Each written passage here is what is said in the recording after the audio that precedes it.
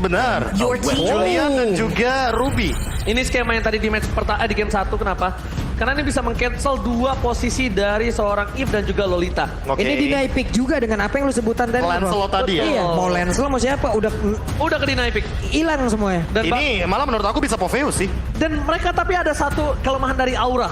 Mereka mengandalkan defender high ground-nya terhadap seorang Matrix. Oh, Popheus nih. Popheus Pakito combo banget yang pertama. Yang kedua Pakitonya bisa di area jungle. Ruby-nya juga bisa menjadi pemicu dari Popheus. Dan itu dia yang aku sebutkan. Popheus dan bahkan R7 makanya Udah nggak ada. sekarang. Maka RRQ akan membalaskan 2-0 kekalahan mereka atau Aura akan menolak pulang membawa telur. FPL Arena mana tepuk tangannya?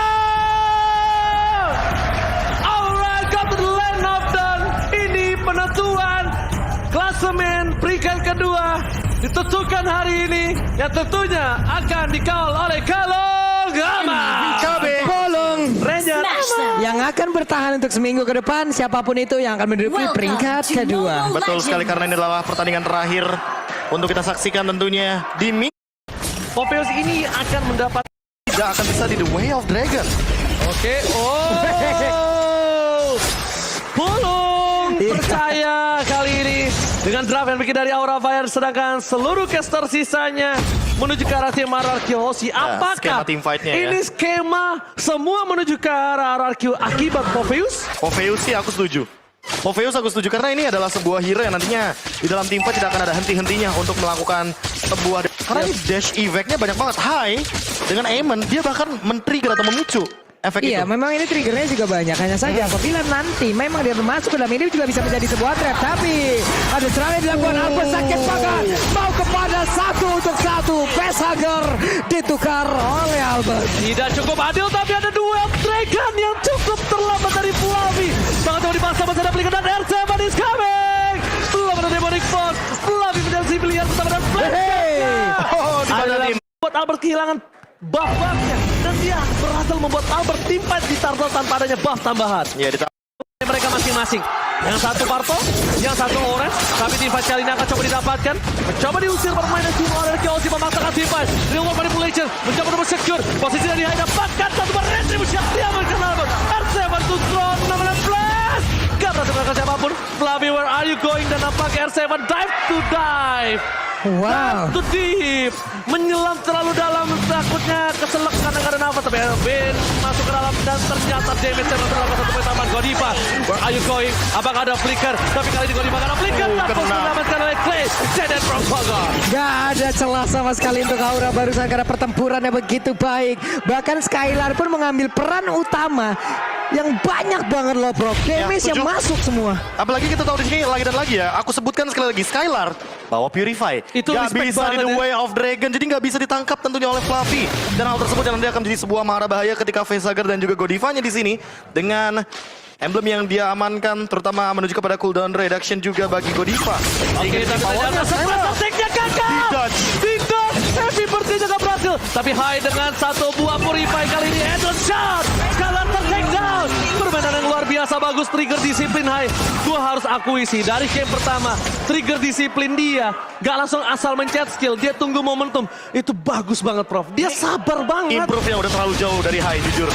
Buset, ini sendiriannya Fluffy di area tersebut loh. Ada 2 orang yang akan menghajar dia bisa-bisan bahkan 3 untuk kali ini. Fluffy-nya mau pergi ke arah mana? Selamatkah dia karena satu lompatan dan Demonic Force sudah ke trigger tapi tidak. Dan lewat. Dan itu mendapatkan bonus yang luar biasa karena Purple Buff akan menghandle sedikit level dari High. Albert dia bakal sedikit lebih develop untuk levelnya. Oh my god, bukan hanya semua yang ditutup dari Aura, tapi ini keuntungan untuk individual R7. Pertama level memang ditutup Profesor, tapi ladingnya bakal dimenangkan R7 dengan satu buah purple buff atas seorang Fluffy. Ya, levelnya. Fight di dalam turtle juga, sedangkan dari seorang Aemon harus merelakan turtle yang kedua. Kalau menurut gua, kalau lu bakal fight di sini, lu bakal rugi banget. Dan ingat, Demonic Force itu mananya banyak banget digunakannya, mana cost-nya banyak banget. Dan sekarang udah kepotong pakai diskon. Punya purple buff. Yes. Jadi kepotong banget untuk penggunaan mana pool yang dimiliki sama seorang Popheus. Dan untuk saat ini lihat setup Pinter turtle-nya. banget High-nya, lihat. Hai-nya pinter banget dan menurut gue itu keputusan yang sangat Individual. tepat. Melepaskan Turtle untuk sebuah purple buff atas seorang Albert. Keputusan Mengejar yang tepat. ketertinggalan individual yang sempat Itu kita tepat banget. mention sebelumnya dikarenakan purple buff-nya ini bakal diamankan oleh Kan R7. sekarang mereka melakukan trade loh bro. Coba lihat di bagian bawah. Mereka dapat satu objektif. Sebelum Turtle ini sendiri hilang. Oke, tapi dua yang Dragon kali ini telah dikeluarkan. Flavi kali ini masih ada satu bawah flicker. Mengejar Flavi itu sama saja mengejar dia yang tidak suka sama kita. Sia-sia. Tapi real world manipulation. Godiva berharga 6 flash.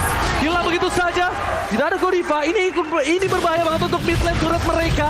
Mereka akan memaksa teamfight dan nampaknya memilih untuk disengage. Oh, ini agak cukup unik untuk RRQ Aussie dengan memiliki keuntungan yang ada real world manipulation dan seluruh timnya berada di area mid lane, Prof. Iya, mungkin karena dia tahu bahwa untuk clear wave minion ini urusannya Aura Fire banyak banget. Kabuki ada di sana, Hunter Strike juga udah ready. Apalagi kita tahu Hai di sini. Dengan penggunaan Endless Shard-nya dia bisa targeting langsung ke arah beberapa pemain dari RRQ Hoshi. Clear wave minionnya Aura Fire lumayan punya jawabannya. Namun untuk RRQ Hoshi, karena mereka terpaut di sini dengan Skylar dan juga Albert untuk clear wave minion, alhasil mereka nggak mau ambil resiko dan kali ini kayaknya bakalan team fight juga di area top lane. Oke, Demonic Force again Godiva akan menjadi pilihan utama dan damage-nya terlalu sakit. Skylar Dikasih last hit. last hit dikasih ya. Tadi kalau soalnya satu hit track dari R7 dilepas begitu aja. Dan bisa kita bilang dari para pemain dari tim Aura Fire mereka kehilangan turret, tapi ini turretnya belum terlalu impactful karena di area tengah yang cukup berbahaya. Albert memilih untuk mundur, knockout strike telah dikeluarkan, mencoba menyelamatkan satu buah mid turret dan bahkan mereka menjaga para buff dari seorang Albert. RRQ Hoshi bermain dengan hati-hati karena mungkin ini yang harus digarisbawahi. Kabuki dan juga Eamon dari Hai ini benar-benar cannon glass banget. Cannon. Oh, kembali. Ya di mana nantinya kalau misalkan emang udah punya item dia bakal lebih mematikan lagi ketika sudah mulai melakukan team fight, apalagi kalau misalkan power spike-nya dimaksimalkan. Let's say Shard 18 stack itu udah pasti instan ke arah Albert, ke arah Skylar, apalagi kalau misalkan tidak ada Athena Shield. Oke. Tidak ada Athena Shield itu sangat berbahaya, tapi lihat Council tadi berikan. Vivin akan disangkap. Duel sangat tadi dikeluarkan. Clay flicker karena belakang. Real world manipulation dan Vin still survive. Godiva mencoba untuk menutup Clay. Berhasil tapi Vin memecah belah timpan. Plastic duel. Again. Memecah timpan. Fabian mundur ke arah belakang. R7 belum ikut bergabung. Dan Hai, satu-satunya kesempatan mereka ada di Hai. Kenapa? Kalau Hai punya stack yang cukup tinggi, dia bisa amanin Clay. Dia bisa amanin Clay karena Clay tidak punya flicker. Ini sayang banget loh yang kena masalah Kabuki. Set up loh yang dilakukan 16-nya. Flicker ke arah kanan itu juga sangat-sangat baik sekali. Namun sebelumnya, kenapa yang ditendang adalah Lolita? Karena yang dapat. Clay-nya keluar Ada flicker. flicker. Clay-nya keluar flicker, real world manipulation sehingga ketika nanti Fluffy menggunakan flicker untuk kedua kalinya nggak ada. Lagi cooldown.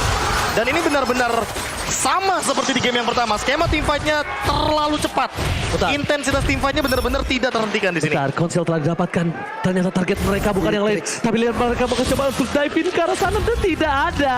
Hola, tidak ada orang di sana. Bermain petak umpet di arah top lane. Nampaknya tidak menimbulkan efek yang cukup baik untuk arah Arkeosis. Sedangkan tidak ada Council untuk beberapa detik ke depan.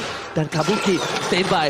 Rena Rapatinya udah berhasil mengecek di mana keberadaan dari R7. Tapi itu tidak berimpact tinggi karena Kabuki sekarang dalam undergold.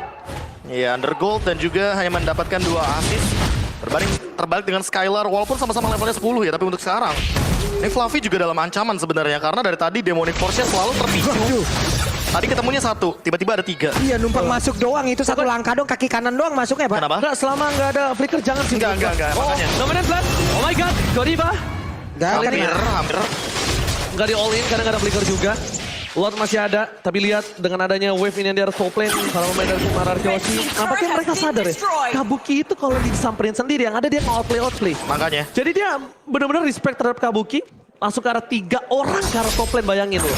Ya, skema permainannya di sini Facehugger yang dikasih makan sama Kabuki karena kita tahu untuk magical dan physical damage-nya cukup berimbang dari kedua hero ini, dari Julian dan juga dari Beatrix-nya. Tapi mid lane Lihat Immune R7 karena dia Force-nya masih nyala Endless Shard yang sia-sia. Itu dia masih nyala Profesor masalahnya. Mas Valid ini emang bahaya. Ini Mas Valdi memang Ini permainan yang cukup berbahaya.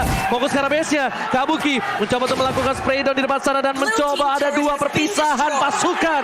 Fokus ke arah base turret dan juga fokus ke arah lordnya. Setidaknya ketika base turret tidak berhasil didapatkan, mereka sudah mencicil satu buah lord. Dan ini akan lord yang bergerak ke arah mid lane. Iya. Karena midnya sudah terbuka dari sekitar red yang ada di arah objektif depan dari Aura Fire. Dan itu langsung kena loh. Kena dari high-nya di ujung dari Numenor Blast. Sehingga hal tersebut membuat Finn jadi mendapatkan poin yang begitu mahal. Aura Fire gak boleh terwipe out seperti itu lagi. Gak boleh kehilangan 3. Bahkan Skylar mencoba untuk pocket drive. Serap-serap Flavi mencoba digeser. Microplay yang sangat baik. Tapi para pemain dari tim Anarchy nampaknya sadar. Aura Fire terlalu kuat. Tidak mau coba dipaksa untuk melakukan satu buah pushing dengan Lord. Tapi memilih terhadap Super Minion. Atau ya jangan teamfight di high ground. Yes. Fix 100% win rate. Numenor Blast di area. Skylar sudah selesai dengan Malefic Roar. Memang menjadi kode bahwa dia membutuhkan buff terhadap hero high ground di mid lane. Iya, cuman sekalinya ini juga dari Akeoshi mereka juga harus berhati-hati. Kenapa? Mencoba untuk dapetin celah kecil. Tapi problemnya adalah hanya 2 turret yang bisa Aura Fire sekarang saat ini. Luar telah muncul, udah di-enhance. Dan bahkan di sisi sebaliknya, mencoba meng-epical seorang R7 itu cukup berbahaya ketika banyak banget imun yang bakal dia dapatkan. Ya. Itu Bahkan cukup buat berbahaya. sekarang kalau misalnya kita melihat dari Skylar, dia memiliki banyak opsi. Dia bisa Blazing Duet, Walk-in. Ice Queen One Cross. Oh, Ice Queen on R7. Oke, Flavi to dive, tapi kali ini cukup berbahaya. Flavi cancel. Dan bahkan bukan itu malahnya. Kabuki berada di garis depan. Bahkan memberikan bahkan satu bola bahkan diamankan dan Propagor. Tangkap di dalam semua Demonic Bomb. Mencoba mundur ke arah belakang. R7 bakal kejar, gak boleh pulang.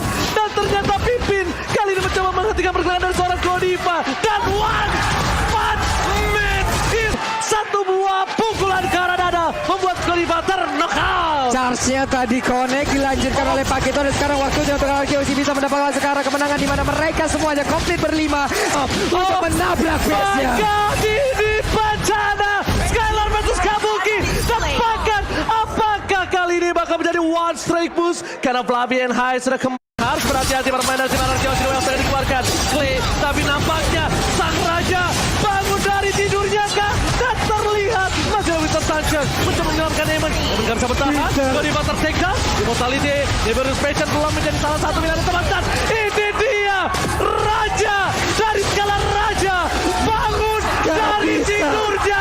Dan berhasil membalaskan dendam mereka. Wipe out. Wow, bangkit dari tidurnya, raja dari skala raja, back on the track, memberikan permainan terbaiknya, membuat semuanya pun tercengang dengan apa yang udah mereka lakukan. Di match kali ini, di match di hari kemarin, mereka membayar 3 kekalahan sebelumnya. 2-0 untuk 2-0.